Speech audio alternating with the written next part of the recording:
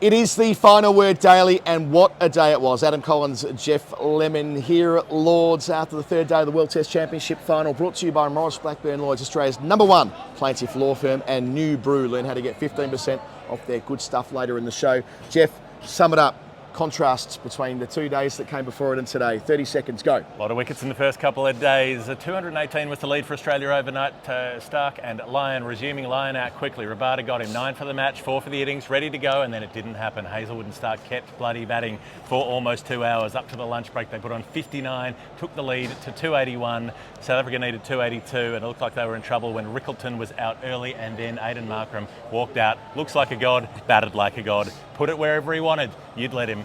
He was remarkable. He was remarkable the way that he went. Bavuma popped a hamstring but stayed with him after Mulder got out. They put on 140 odd after Mulder and he had put on 60 plus. So they're there. They're 213 for 2 overnight. They need 69 to win. 8 wickets in hand. It'd be nice. Oh, it'd be nice. Boy, it'd be nice for them. So let's give it a little Brian Wilson. I mean, look, if there's a team in the world that can lose 8 for 68 to not win this Test match, it's South Africa in a final, but they shouldn't. Not the way they played today. God, they looked good. They looked so comfortable, and it got easier to bat. The pitch wasn't doing as much. You saw that with the Australian last pair. They're going to be nervous though. I'm nervous. I'm nervous for South Africa. They're going to have to sit there all night thinking that they're this close. Oh, God only knows what their lives will be like if they don't take home that mace tomorrow. Let's go through it in some detail because it requires it. What a day. 143 unbeaten is the standard for the third wicket from 232 balls. By far the biggest partnership of the match after Mulder and Markram put on 61, which felt important after losing Rickleton early. He was caught behind from the bowling of Starc. So Starc gets the 2 early wickets, 2 for 70. At T, they're up to 2 for 94, but Markram's hammy's gone. In the middle of all of that, Bavuma's hammy. The Boomer's hammy, I meant. Markram's hammy's in the middle of all of that, Smith's broken a finger. Which is significant because I think they did lack for Smith's tactical experience. I'm not saying that Cummins lacks it. You'd be mad to say that Cummins lacks tactical nous and experience with all he's done with the Australian team, but nevertheless, Smith's a part of that. Handy. Leadership access is undoubtedly the case that he knows situations like this. But when you zoom out, like when you set a team 282 to win in the 4th innings, it'll go down as the equal second biggest chase at Lords. This is the ground where more Test cricket's been played than any other, so a sample size is massive and it does mean something.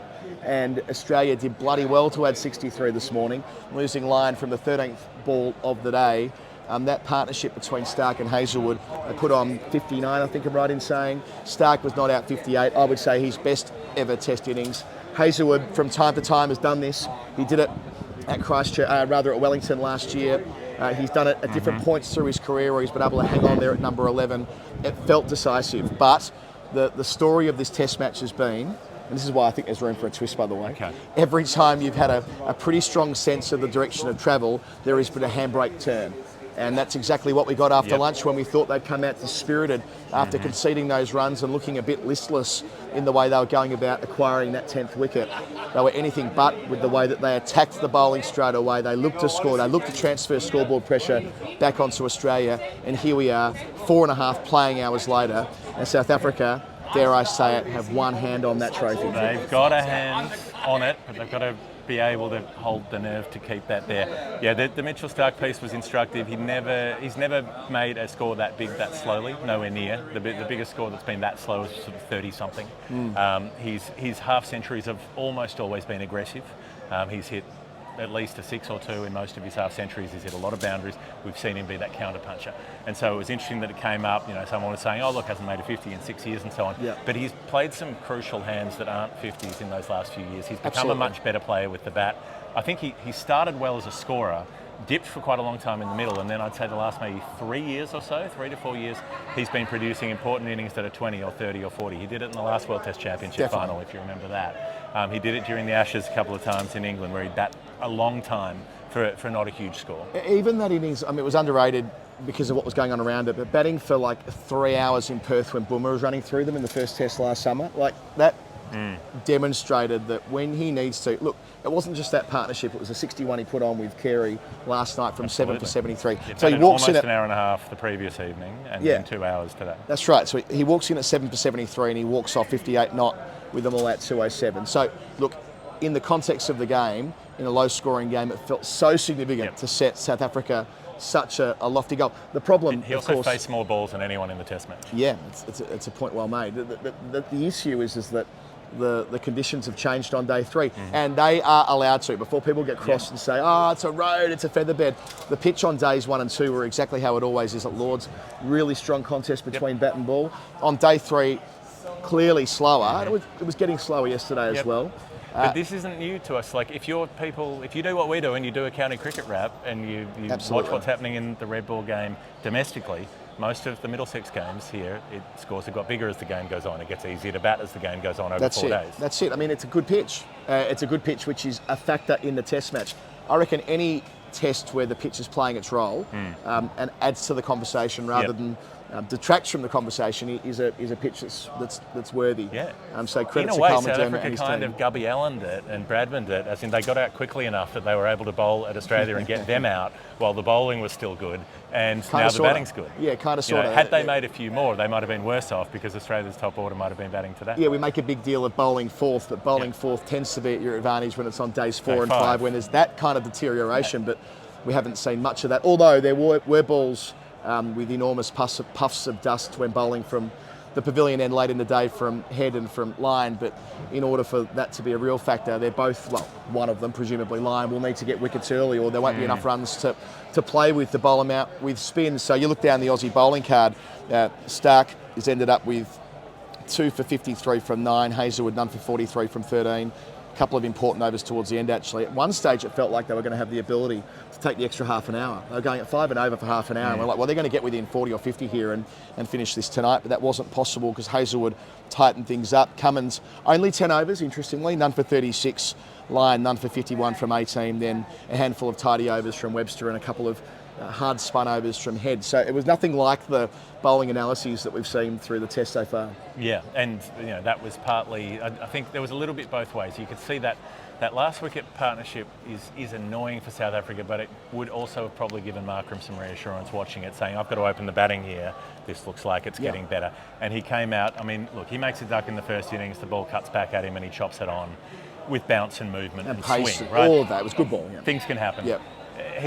When I was talking about South Africa's batting, I think maybe in a piece or on the blog or something like that, and I was running through the problems, the shortcomings of the batting, of some of the positions, Mulder being a makeshift number 3 and that kind of thing. And I think what I said about Markram was he's the player with the most class, the one who should be the best, but he's got a middling record for some reason. He's got, 700s and averages 30-something when he's a better player than that. We saw him in his first test. You and I watched that crazy 4th innings 100 he made against Australia in Durban when he almost won a test for South Africa there. He's better than his record suggests, and he played like that today. He played at his ceiling today. He came out, he was decisive. He didn't chase the ball or lash the ball. It's the fact that he was punching the ball from close to his body. He was waiting for the top of the bounce and then punching that through point. When you're scoring boundaries like that, yes, it means it's not moving off the seam or through the air as much, which it wasn't.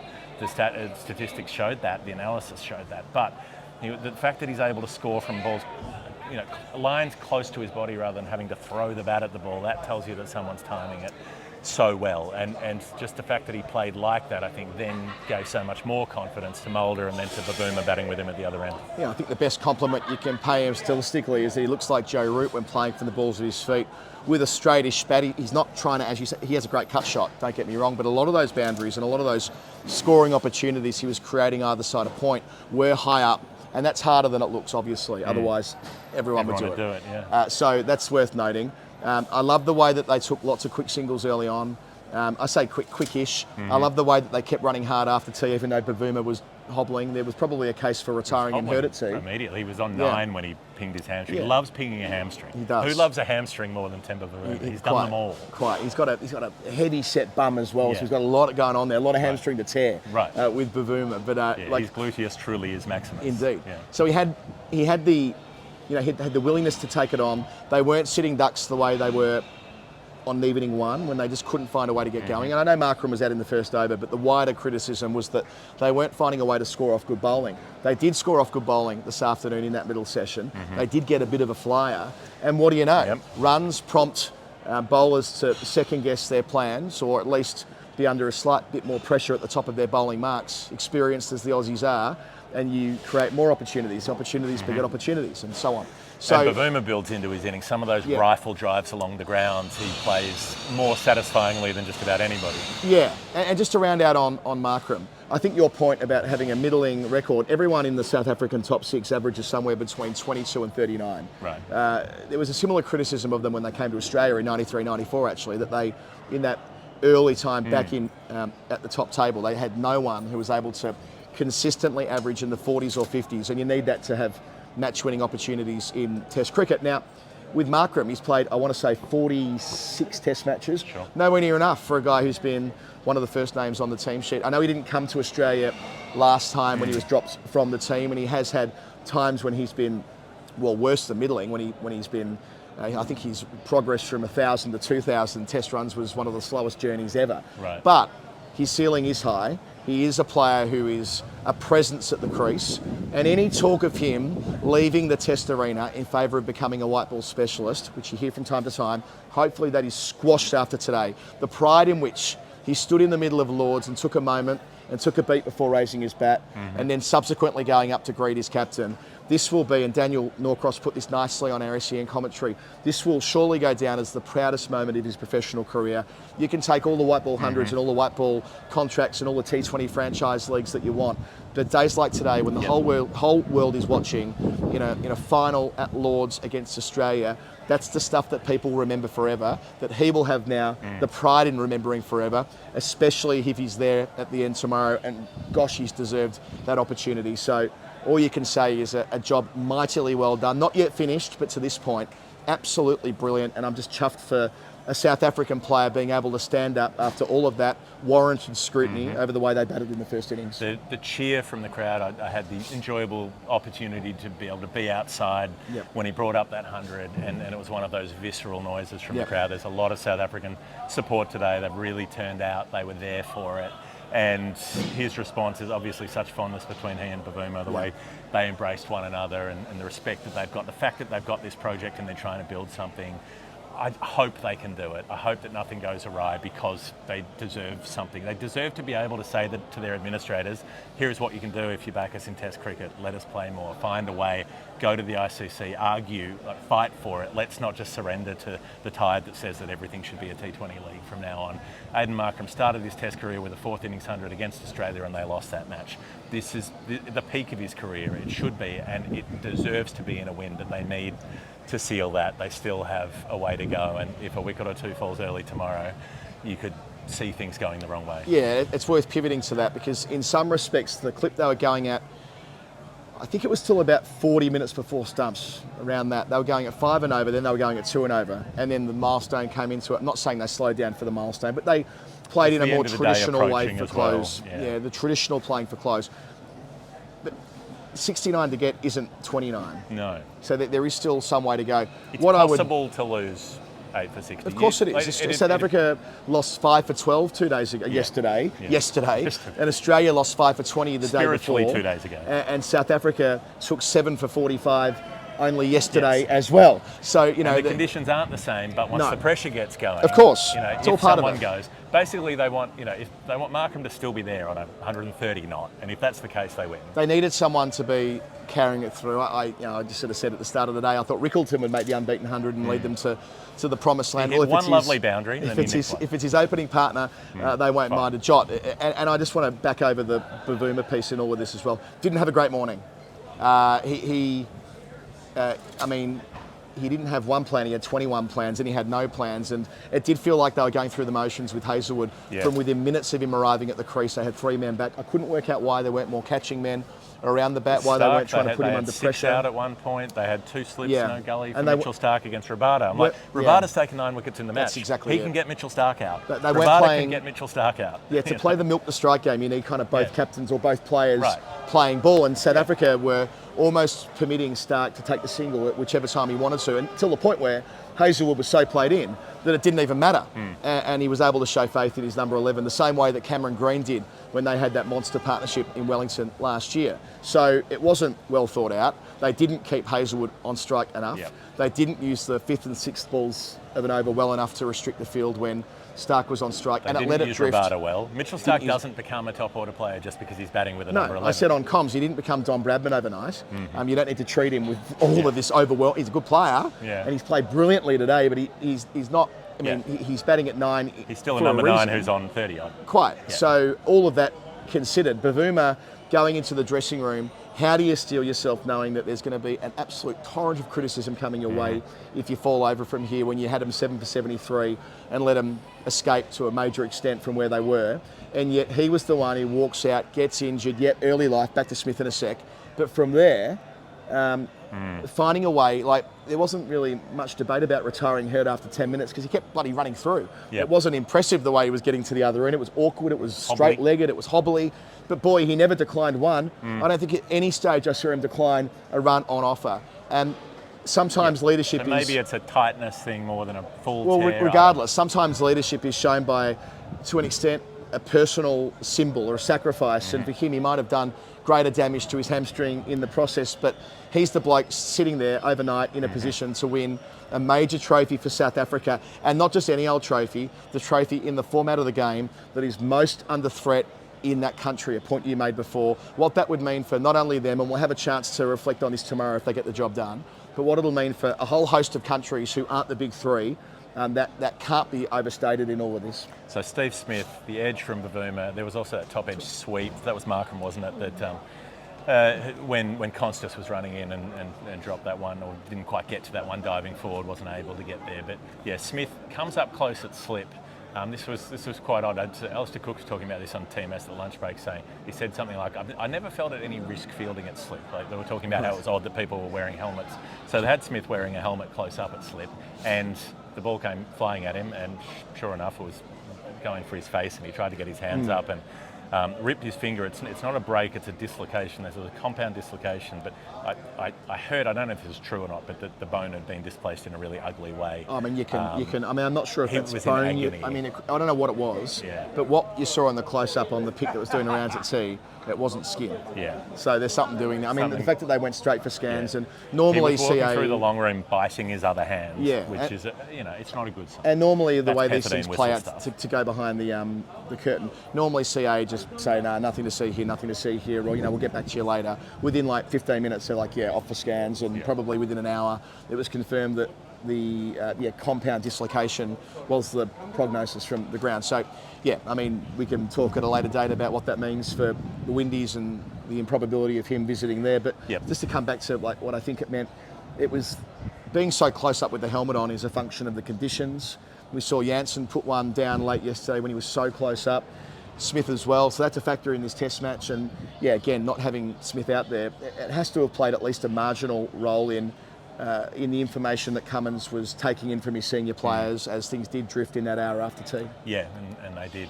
South Africa got on top, and they're in the position that they were in. I think we're probably at the break. Are we at a break? I reckon we are. Before we go to the break, we'll flip it round today. We'll tell you that our show is brought to you by Maurice Blackburn Lawyers. Jeff, MBs. I've spoken a lot. You can call them MBs if you're close to them. Yeah, you can.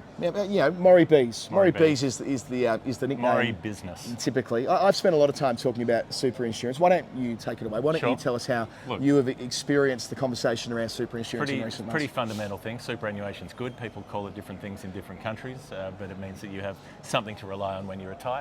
A lot of those superannuation programs, packages come with insurance schemes. Scheme sounds a bit like Grand Vizier. Pyramid stuff. No. Sounds like Jafar from Aladdin. Superannuation, contrary to what some nut jobs in the Senate will tell you, is not a pyramid scheme or anything else like it. I'm tipping that Jafar did not have superannuation, or if he did, how did COVID start in Melbourne? Jafar from Aladdin.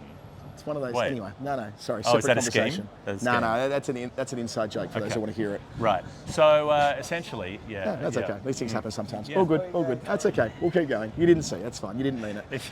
If you're walking around staring at your phone, you're going to walk into shit. There's a bloke with a Zambrero shirt. That's one of the rules. I'll tell you what. If we can get Zambrero to sponsor the if there was a burrito, I'd be the happiest bloke. The amount of times I ponder Yeah. how my life would change if Zambrero partnered with us. You would be twice the size. If you know someone that runs a Zambrero operation around the world, get them talking to me. You know how they have that thing on the wall saying how many meals have been donated to different countries? So I must have donated like 1,000 meals myself. Adam Collins has funded Zambrero for long enough. It's time that we get us on board. So look, you know, I think we've got a little bit sidetracked here, but you need insurance in case you can't work, and a lot of superannuation companies offer that, but a lot of insurance companies aren't so keen to pay out when they need to pay out, and so sometimes you need expert help, and that's the thing that Maurice Blackburn does. They make sure that you get the entitlements that you need. Nice one. That's them. They're our principal partner on the podcast through seasons 18 and 19. Back in a moment with the Final Word Hall of Fame, and then I don't know, will we predict? Will we dare? We might. We'll find out. This is the Final Word Daily. Sure is. It is brought to you by New Brew, who, again, we had this great chance to meet the founder of New Brew yesterday, Martin, who's an absolute belter. I've been following their social media materials and following what they're doing. You know who's close with New Brew? George Munsey. Do you know what George Munsey did today? Made a big ton. Twatted like 190 or something.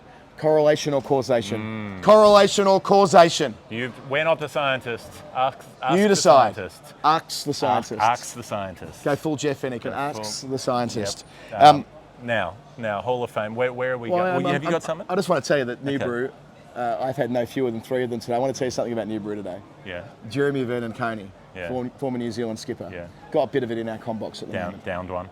He went the other way, he went the alternative way, Jeremy. He opened the packet, didn't quite know what was going on there, and started putting it on his finger and consuming it orally. Very Jeremy vibes. I actually think Jeremy, because the way his humour is often in doing things that he knows that you know that are all a bit off piste. He likes to pretend that he doesn't know how things work. So I think he knew you put it in your water, but he was like licking it off his finger. Sure. Then Tubes was like, no, you don't. He's the kind. He'd like get in the passenger seat of a car and then be like, how do I turn it on? How does it go? Yeah. More on them as we work our way through. They're our principal partner on the dailies coming up for the England-India. Sure. Newbrew.com, Noobru, newbrew.com/final word. 15% automatically off their range of wonderful things that'll make your brain work better. That's how I'm feeling.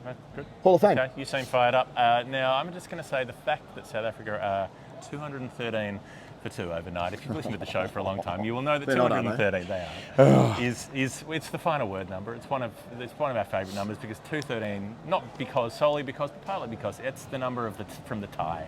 The World Cup semi-final tie in 1999 was 213 apiece. It's an Australian number, it's a South African number, and then the World Cup semi-final last time around was also they were chasing 213. That's right. And Gosh, didn't quite that number get in there. these teams. So 213's been a bad number for South Africa. Now they're on 213 for 2. Yep. Now if they say lose 8 for none and they're 213 all out, it will be a bad number again. But if they can go on from there and not do that, it could become a good number. Maybe this is the breaking of the hex. Yeah. Can they turn 213 into a good number? Do they need to get the services of Jafar involved?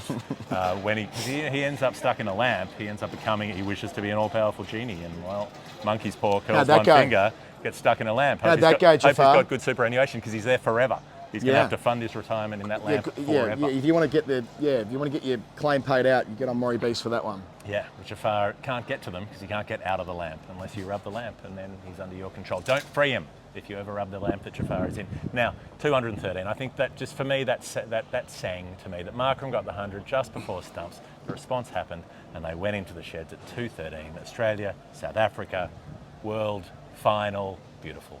All I'd add is that I loved seeing at one point today a first slip in Usman Khawaja standing 2 metres in front of the plane where Alex Carey was taking balls. I've never seen that. I've played and watched a lot of cricket. I've never seen first slip. I've seen them like almost even with the keeper in circumstances like this. But it's as though Khawaja and Smith are like, there is no way a ball is carrying to us. Yeah. And despite how quick the bowlers are through the air, especially when at this end, at the nursery end, they're like, it's just not going to carry. Okay. So they all came up, and then at one point, because there was a ball that went between Carey and Khawaja, both fielding in the conventional spots that brought along that change. So there was Smith with the lid on, but yeah, Khawaja way in front. Then later in the day, we finally got what we wanted. Webster and Green as the 2 men in the cordon on their own, covering 6 positions. More of it. It did look quite impressive. It was an experience, a sensory experience for all of us. They their arms out and touch. I would love to see a first across slip. America. I'd love to see a first slip diving in front of the keeper to snaffle one. Wouldn't that be something? Yeah, well, it's always the other way. I kind of wondered whether that might have been ultimately what they were thinking about. Like they needed a way to offset the fact that so many balls didn't make it to the gloves of keepers through the last day or so of play. Double wicket keeper. That was an unusual one. There's always unusual ones in a test match. The beauty of the format is it provides time for comebacks. It provides time for the narrative to shift radically, as it has so many times in this test match. And who would doubt that when we return tomorrow morning that it wouldn't happen again. 69 to get, 8 to get if you're on the other side of the equation. Hey, what about the tie? What if they get 68 and Australia take 8 wickets? Always back to tie, as I said last night. Tomorrow will be the final day. I know I promised last night today will be the final day. Join our Patreon. If you join right now, you're probably not too late to find where we're having drinks with our Discord London crew tonight. That's within your ability. And if not, you can do it next time with us. Yeah, that's fine. At your leisure. It's been the final word. The Daily, the World Test Championship, Day 3, Jeff Lemon, Adam Collins.